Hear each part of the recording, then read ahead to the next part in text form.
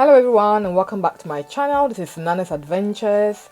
My previous video I did was regarding physician associates, and today I have brought in my younger brother. Just want to ask him a few questions about his career, just to inspire people. If you have any questions about what A-levels you want to do and why you should do them, hopefully he answers some of your questions for you. So can you introduce yourself? Yeah, hi, I'm Kojo. I'm Nana's brother and I live in London and I went to university in Southampton. Okay, so we're just going to go straight into the questions. What's the question? What you introduced yourself already? What uni did you go to? So I went to University of Southampton. So I studied computer science at Southampton. I did an MEng, so 4-year course. 4-year course. Second question, why did you choose the A-levels you did? Okay. So what did you do first of all? The A-levels I chose were, so in AS, or AS was actually not a thing when I did it, but in AS, let's call it, I did maths and further maths, physics, chemistry, and economics. So 5 A-levels? Yes, and then I dropped economics in A2. I actually wanted to drop both economics and further maths, but I was advised that if I wanted to apply to Oxford and to Imperial, that I should stick with further maths, and in the end that went quite well. I picked those because I wanted to do something science and computer related, and science and maths usually allow for quite a broad range of choices later on. I don't think the economics was anything more than I wanted 5 choices if you pick further maths, and economics is the one that interested me most. And I really enjoyed it, but I didn't do as well in economics as I did in the other one, so I had to drop that one. So, question, jumping from A-level, in the transition to uni, how did you find it? Like the course content, the intensity of the teaching, do you think it's the same, or is it a good stepping stone? Okay. I would say the most surprising thing about going from A-level to uni is how fast they move from topic to topic. There really is not time to catch up if you're not following along, which is both a good thing and a bad thing. At A-level, if you're not picking up something, then you can stop focusing on everything else and then try and pick it up and then come back along with the way your lessons are moving. But I would say at university, you'll find more likely that if there's something you're not picking up, then it might be worth dropping it for a bit, focusing on what's happening at the moment, and then returning to it ahead of exams. Or speaking out to your lecturer or the tutor to find an extra way to catch up with those areas. But you really can't lose track of the course. There isn't enough time. I only had, on average, about 3 or 4 months to study an entire course for a content that I might have taken a year during A-level. So you really need to keep up the pace. So living uni, I obviously stayed there. How were you able to juggle staying by yourself, managing your own domestic affairs, and then studying on campus, like being independent? How did you navigate that? Failing a lot, I will say. You'll quickly realize how lots of chaos you can have in just managing your own affairs. I think a good thing to do is to use managing your personal affairs as an opportunity to relax and figuring out ways of learning new skills. So, for example, engaging with utilities. Right? It seems like a daunting thing, but once you realize you have your housemates to work with you, or you can communicate with your estate agent or with the accommodation you're renting from, just using this opportunity to learn something, not as something that you need to get right, because it might be that the first year you realize you've paid too much or you got the wrong tariff.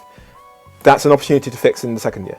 And it's more important that you try these new things now than you go into the world of work when you really do not have time to be messing with this. And it's taking away time to deal with utilities, taking away time to deal with how you manage your food. I mean, managing food is a whole thing.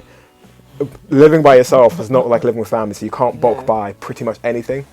I mean, even in my first year, I was realizing that bread was expiring far faster than I remembered, because at home bread would disappear within 1 or 2 days. More people eating it. But for me, bread was taking 4 or 5 days to consume, and if I forget or decide to eat something else for a few days, the bread will go moldy. So you also have to learn about management of freezer space and managing, cleaning your own living room. with other people. Yes. Social skills that you learn from. So you're in a unique position because you started off with having people around first, second, third year, and then pandemic hits. Yeah. So you got to experience both sides. Yeah.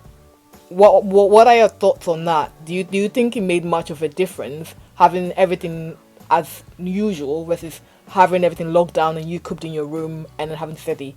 For example, like, did it have an effect on your mental health, physical, social life? Can you get into a bit of that? Okay. So I would say university. So I should also preface that I started my course in 2016 and I finished in 2020.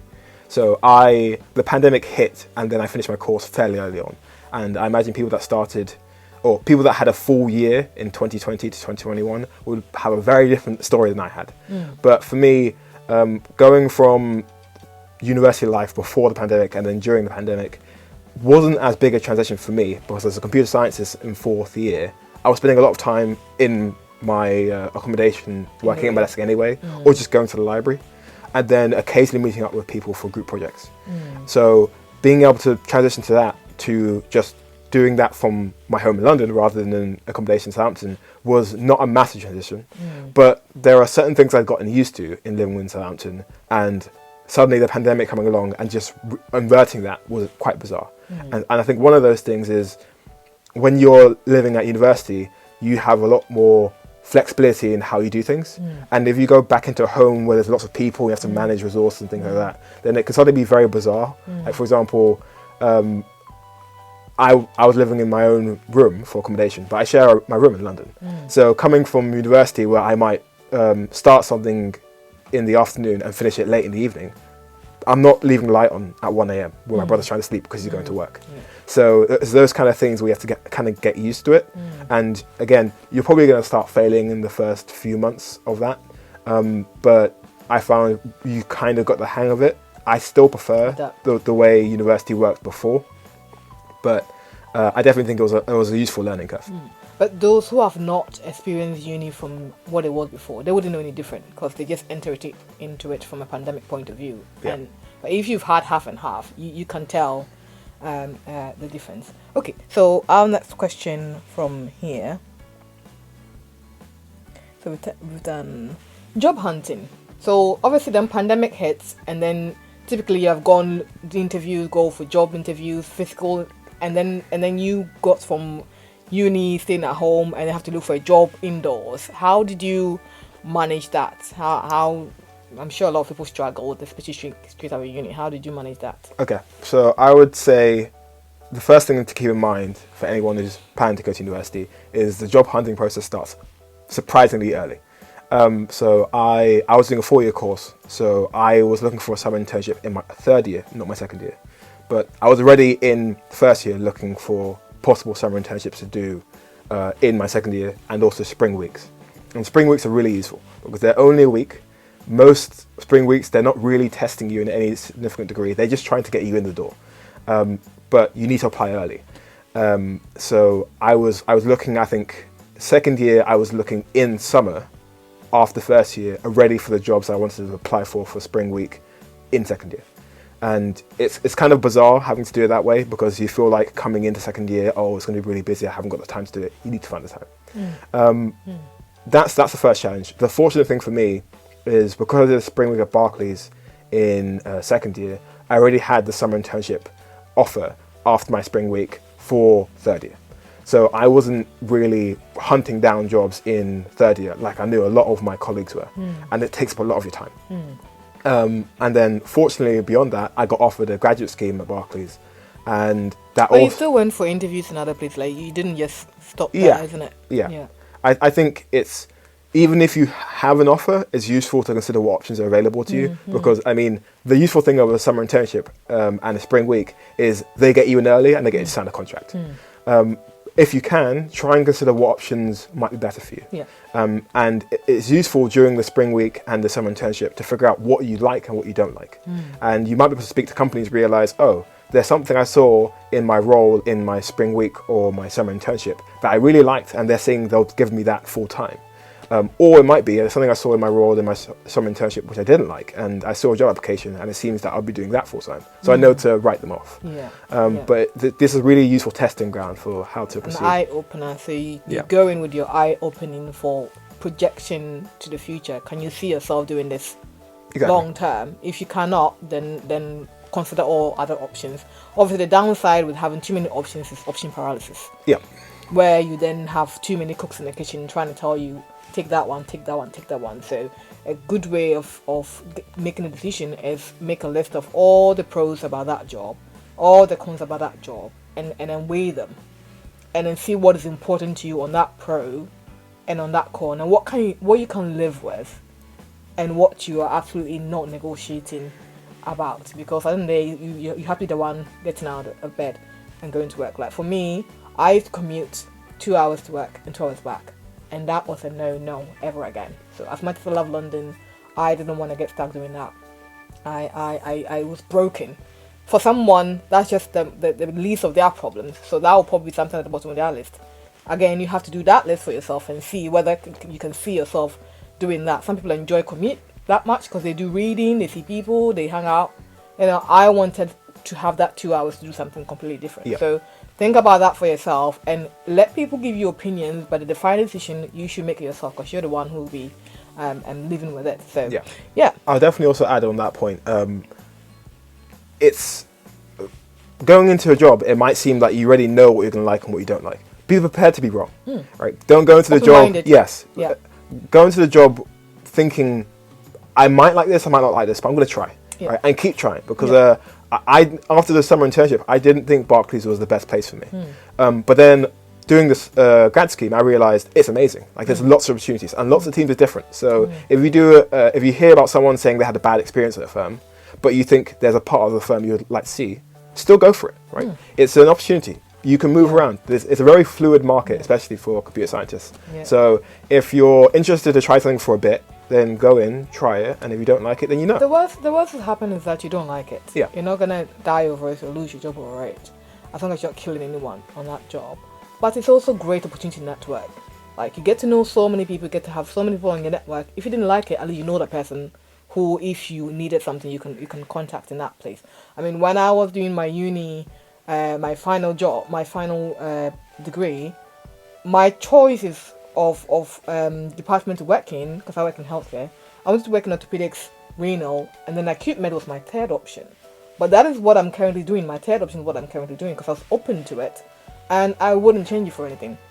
Now that I'm doing it, of course, if other jobs came along down the line, maybe I'll look into it. But for now, it has given me what I wanted and more. And had I been close-minded to those first two, God knows where I'll be. But so yeah. So now, what do you currently do? You finish uni. What do you do?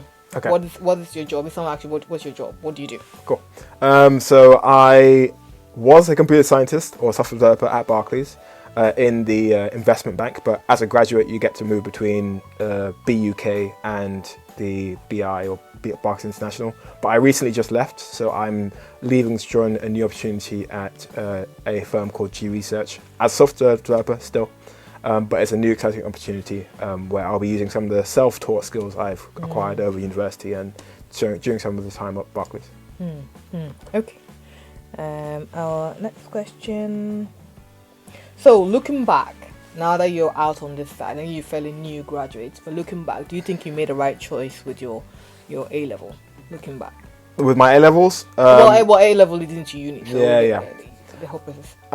I think I did make the right choice. For me, a lot of the skills, particularly in maths and physics, I've been able to take forward.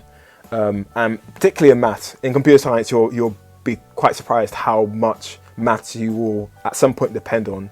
Particularly if you want to go into AI, the maths gets very complicated very quickly, and you'll be using a lot of the knowledge you gain from further maths and mathematics at A level. But additionally, beyond that, I think there's a lot of skills you gain by picking up some of these STEM A-level courses beyond just the core facts of maths or physics, and those are really useful at university. So, for example, how to manage learning things about like equations, right? Seems like a trivial thing, but once you get into a topic like mathematics or computer science, you realize there's a lot of varying equations, a lot of trying to understand how to reason about a paper that's going into quite a lot of detail, and being able to use A-levels as a testing ground to realize, oh, I struggle to learn if equations are written in this format, or if I document the research I'm reading in this format, but if I try it in this way, does it work better? And if it does, then it might help you in computer science, it might help you in medicine, it might help you in chemistry. Looking to how to apply it. Yeah. Rather than just, a lot of people complain about, foundation programs, i.e. primary school, secondary school, A-level. Like, the complaint is that, what am I going to use it in my real life? But if you look at it from the point of view of applying it, then you learn it from a different point of view. Like, you process it differently. If you know that you're going to need it in this department, or you're going to need it in that department, or you find daily life uses for it, and that's going to be something, a challenge for you, looking for what daily activities, like looking at the London Eye, the sphere, how it moves, the maths that goes into it. If you are to approach life like that, you might find certain things interesting than previously thought. Now, the other thing I would say about uni and choosing courses is that if you know early on what you want to do, approach it from a reverse point of view. Find the uni you want to go to, see what they expect of you to get into that uni, and then work backwards. So it's a game, you just need to know the rules of the game to win. If the uni says they want 2 A's and 1 B, that's where you start working. If they want math, English and French, don't do economics, politics and law and try and get into that, because you miss the boat completely. If you're struggling to decide, there are open days. This is one of the reasons why I'm doing this video. Go on YouTube, watch videos. I find it is less personal reading. I want to watch a video. I want to see someone who's done it and how they've processed it. My aim for these videos is to have a video catalog. So instead of going to a website, go on YouTube. Instead of Googling it, I'm sure Google has a video session. So I like to use all the options, images, videos, what is it? Has someone done it? Because sometimes you read it, someone has nicely written it down, but someone going through and talking about it gives a different feel. And what I like about YouTube is that you can then comment, and someone can reply you there and then if they've seen your comment, and you can engage in conversation if you have any questions. I think a lot of young people get into that position where you are in a crossroad, and before, school fees was free, now it's not. So if you're going to dish out £9,000, make sure it's something that you can see yourself doing, one, and it's going to be profitable and gives you a sense of independence as a well-rounded adult. So that would be my take on it. Work backwards, see what universities are there, open day, brochures, collect them, and then start working on your A-level. So if you are currently achieving a C in chemistry and you need it to be an A for the uni you want to go to, then that's your work cut out for you. Don't wait till you get your results and then start fluffing through, because then you'll be going through what's it called, clearance, and not get what you probably want. So that would be my top tip for approaching career from that foundation stage. Yeah, I'll add to that. Be pragmatic, right? There are many things that can happen that will throw you off course, and just realize you need to move with the current. So if you know the course you want to do and the university you want to do, that's fine, but consider the other options available, right? And consider what you might like and what you're good at. Those might not be the same thing. There might be things you're good at which you don't like, and there might be things you like which you're not good at. And sometimes it's worth thinking, well, I like this course, but it wouldn't be as relevant to the thing I want to do at university. Or I want to do this course at university, but I would require a course at A-level that I don't want to do. And you should think carefully about how that matters to you. Yeah. Do you want to be spending 2 years trying your hardest to get an A in a course you don't enjoy? Because you'll need to use those skills again at university, and it'll be even more of a challenge. Or are there things that you think, well, I haven't really considered doing that, but I seem to be good at the things that would require A-level, so maybe I could try and go into area. And it's worth speaking to people in that regard. So when you go to open days, there'll be people interested in loads of stuff who would have come from loads of A-level courses.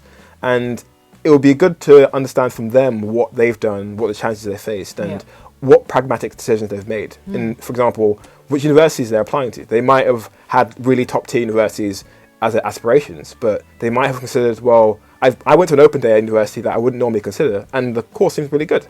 And it's good to keep those kind of things in mind. A lot of the tier lists are focused on the top 10.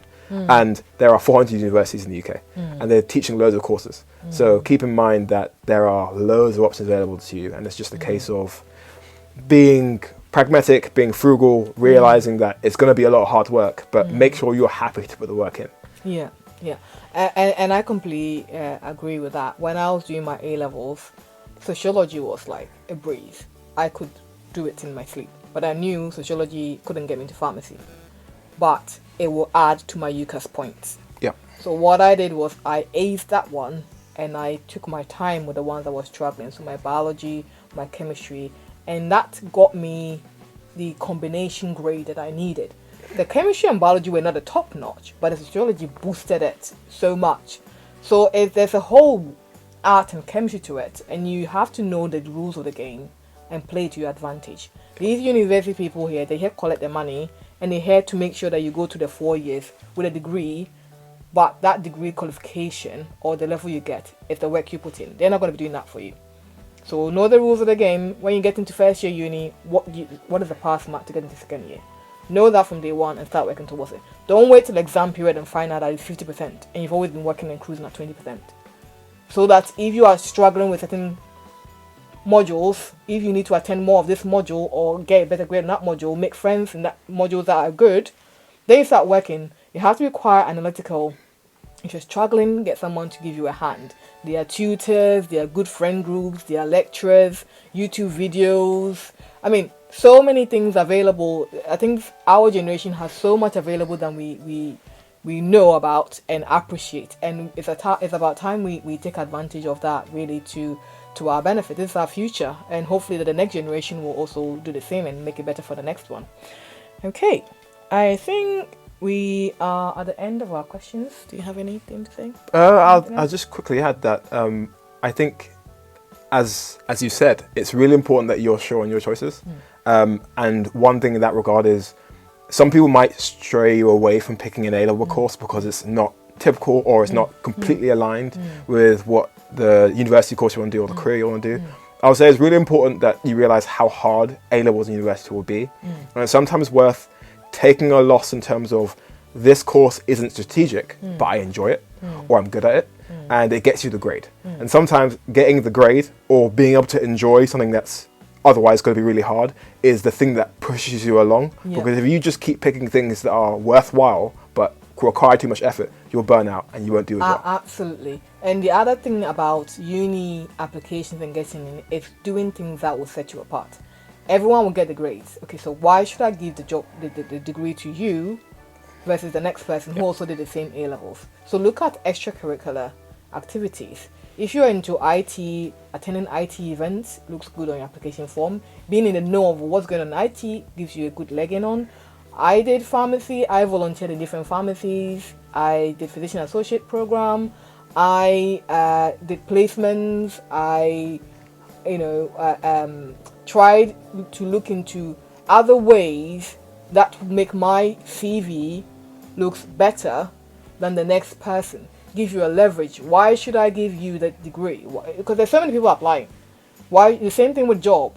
When you finish your uni, instead of spending your 4 months holiday in your bed, look at things you can do around you that you can put on your CV, even just 1 hour that you did. It looks good on your CV than not done anything at all. If you took a year out on your holiday, what did you do there, sir? I went on holiday in Scotland, and while I was there, I did I did one presentation, I did one interview. Compared to the next person who went and laid on the beach. That's how you set yourself apart. So that, when you're getting, you're not struggling. And from the two of us being from black background, as you know, the door is not wide open for you. So you even have to do extra work to set yourself apart. So, as I said, know the rules of the game and play to your advantage and you'll be fine. On that note, happy Black History Month. Hopefully I put this in October, but if not, this is recorded in October. And then I'll see you on the next one. Bye.